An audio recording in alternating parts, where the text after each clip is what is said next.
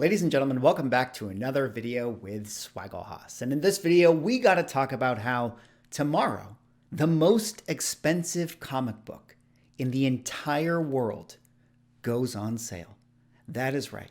Swaggle, what are you talking about? Superman #1 is the most expensive comic book ever sold. That book came out in 1939. Well, guess what, ladies and gentlemen? Tomorrow, we got Superman #1 coming out.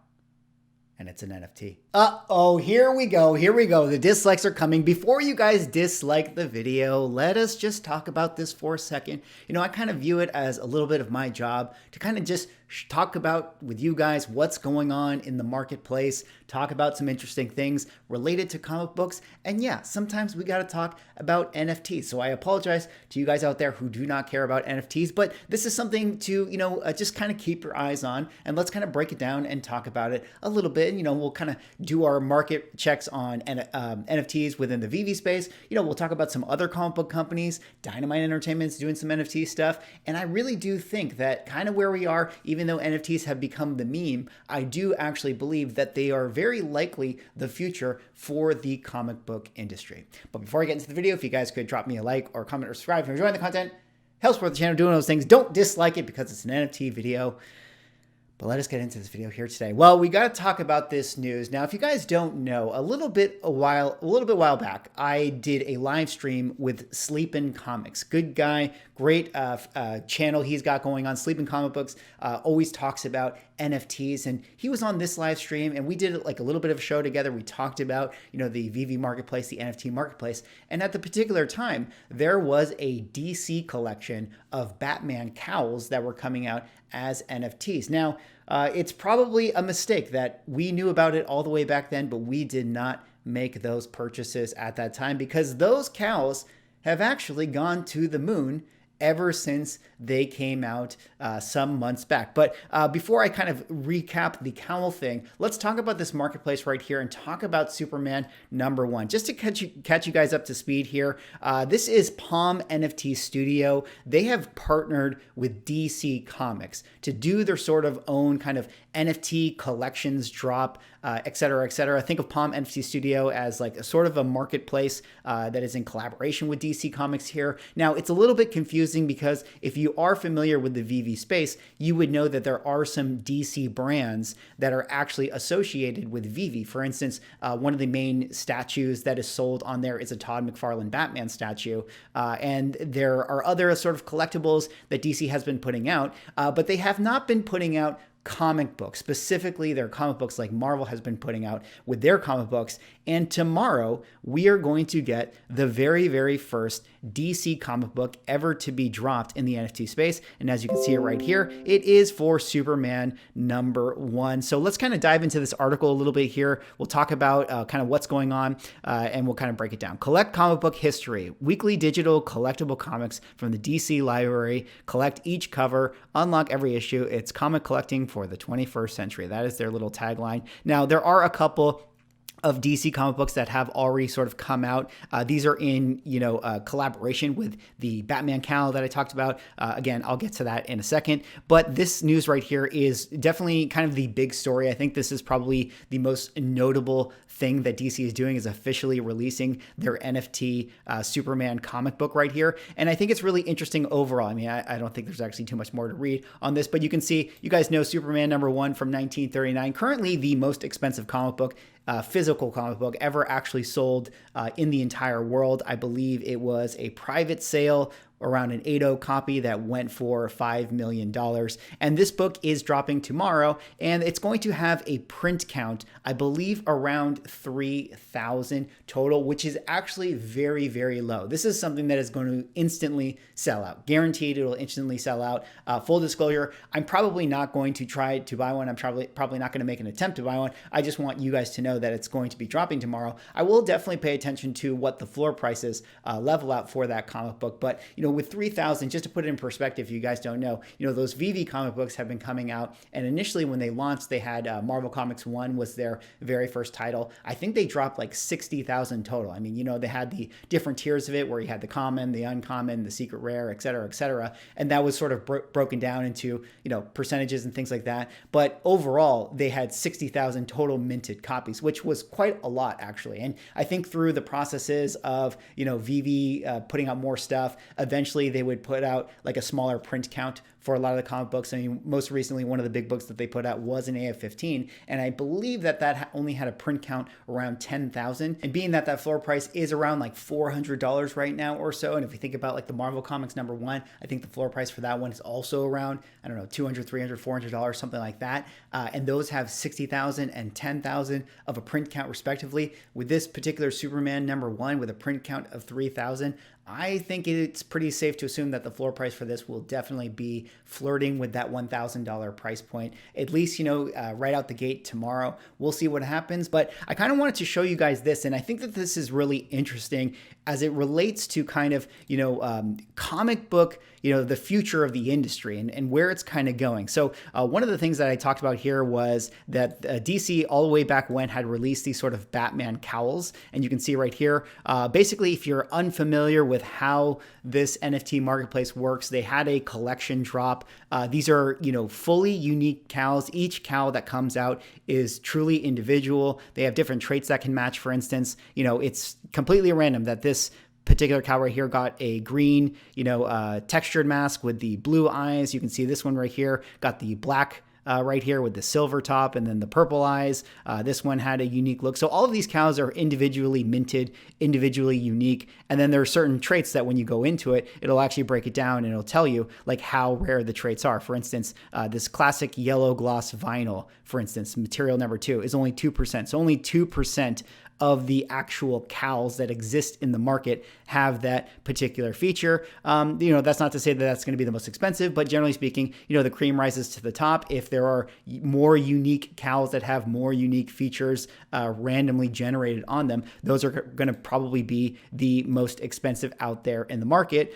You can see right now the floor asking price for these cows is $550. I believe when these came out, I could be wrong, they were more around that $100 or $200 range or whatever the case was. And one of the cool things about how DC has been doing this is that if you are someone who owns this cow, they kind of treat you like a stakeholder or like a stockholder of, this particular IP. For instance, they have a specific comic book that's like an NFT related comic book, a storyline that people who own the cowl can actually have influence on where the story goes. They will presumably send out, info to you where you can vote on where you think the story direction should go. I mean, this isn't currently the case, but I would almost imagine at some point in the future, kind of like a board of directors, if you're someone who owns a lot of stocks, you could probably vote on who are the next creators, artists, writers, etc., that are going to inherit the comic book and that project. I mean, you have a vested interest in making sure that the story is good if you own that cow. So kind of a really interesting business model that I think a lot of comic book companies might start to apply. There's also this interesting aspect with the cows most recently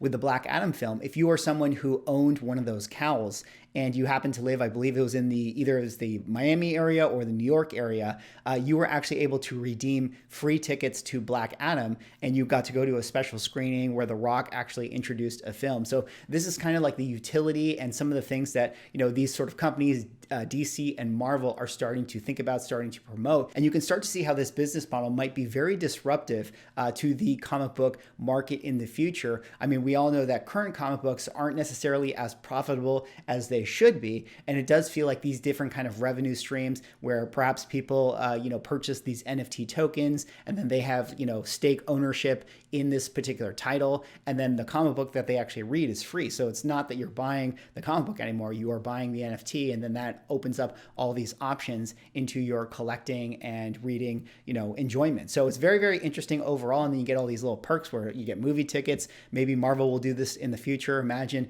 buying like a certain MCU statue, and then now you get to, read the entire She-Hulk run for free on Marvel Unlimited. And then also you get to go to whatever, screening is going on in your local area. So I can imagine a lot of these things happening out there in the market. But let's kind of check into my VEVE VEVE app. I kind of wanted to kind of recap what is going on with VEVE. As you guys know, I have picked up a few things. At one point, I was absolutely killing it. My collection was on a one-way ticket to the moon, but it does feel like the spaceship got turned around because now we're just sort of hovering about, I don't know, 100 feet in the air. So if you guys remember here, this is the VEVE app. These are the statues I had. I remember I picked up this Spider-Man. This was the rare version. I paid $90 for it. Floor price right now is $180. So I'm still in the green overall, but definitely at one point in time, I believe the statue went all the way up to like $700 or something like that.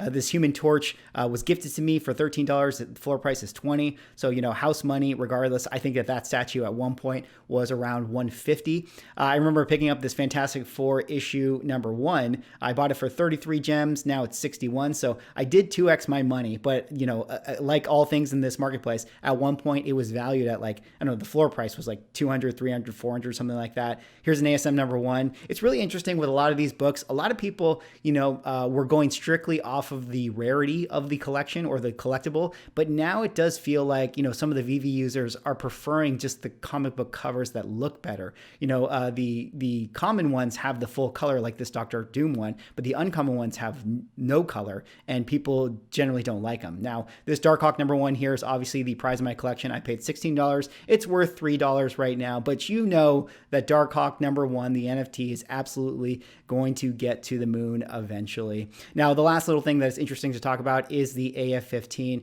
This was a drop that happened somewhat recently. Let me see if I can kind of pull it up for you guys here. But this is obviously the first appearance of Spider-Man, one of the big books, and this one is still actually pretty expensive in the market. Probably a little bit less expensive than when it originally came out, but the floor price for this, as you can see, is $400, and that's for the common one. I mean, people just want to have this book. And what's interesting is you can see the uncommon one that lacks color is actually $240. So people would rather have the common one, even though there is more out there. Some of the other prices, $400 for the rare, $1,000 floor price for the ultra rare, and then the secret rare, which is very, very uncommon, is a $10K floor price. That's not to say that people actually pay that, but I guess it kind of shows you what people are asking for it, at least in terms of, you know, you being able to pry it out of their hands, or I guess, you know, their collection, since it is digital. But very interesting that Superman #1 comes out tomorrow. I thought I would talk about that. It'll be really interesting to see where the marketplace goes from here. I mean, just take a look, guys. I mean, everybody is starting to do this. I mean, you already see here that, you know, Dynamite Entertainment is also diving into the NFT space. They put out this boys NFT collection. They're partnered with this other platform called Terra Virtua. I believe also that Dynamite is putting out a Vampirella NFT comic book as well. There's other comic book companies on OpenSea. If you guys know OpenSea, this is another marketplace where people buy things like Bored Ape Yacht Club and, you know, CryptoPunks and things like that you've heard of before. But this is a company called 24/7. Now, full disclosure, I'm actually doing work with this company right here, 24/7 Comic Books. I've been doing creative work with them, but their goal is to sort of be like an Image Comic Books that has a marketplace with their own titles that would maybe even be eventually kind of a connected universe. But for them, they have the business model of wanting to work with the best creatives, the best artists out there in the market, and have it be very artist driven, yet use this sort of Web3 NFT technology that could be sustainable as a revenue stream for these creators that we actually love to support. They have their first title called Genesis that was actually written and drawn by Sean Chen. If you guys remember Sean Chen, he's done incredible work for Nova and Iron Man, created the Winter Guard, things like that. So he's been in the industry for a very long time, and it does really feel like, you know, this is sort of the kind of new model that a lot of comic book companies are looking towards. And in terms of the collectible space, it does feel like these NFTs, although a lot of people like to meme on them overall, it does feel like at least this adds a little bit of collectability back into the digital comic book space. You know, people talk about Comixology, people talk about Marvel Unlimited. I mean, yes, those are very helpful tools for us to be able to read the comic books, but there's no collectability in them, right? There's nothing to say that my copy is different than yours. I just pay a subscription fee and I can, you know, read the comic book online, but I don't actually own it. And I wonder if people start to, you know, feel like they own this thing on the blockchain as these NFT comic books, like a Superman #1, that might add, you know, interest to a lot of traditional comic book collectors. Well, hopefully you guys made it through this video. I know it's an NFT video, but I do think it's important for us to talk about it, at least in terms of us, you know, knowing what is happening out there in the market. Let me know what you guys think. What do you guys think about NFT comic books? Drop me a like, comment, subscribe if you're enjoying the content, and we'll see you in the next one.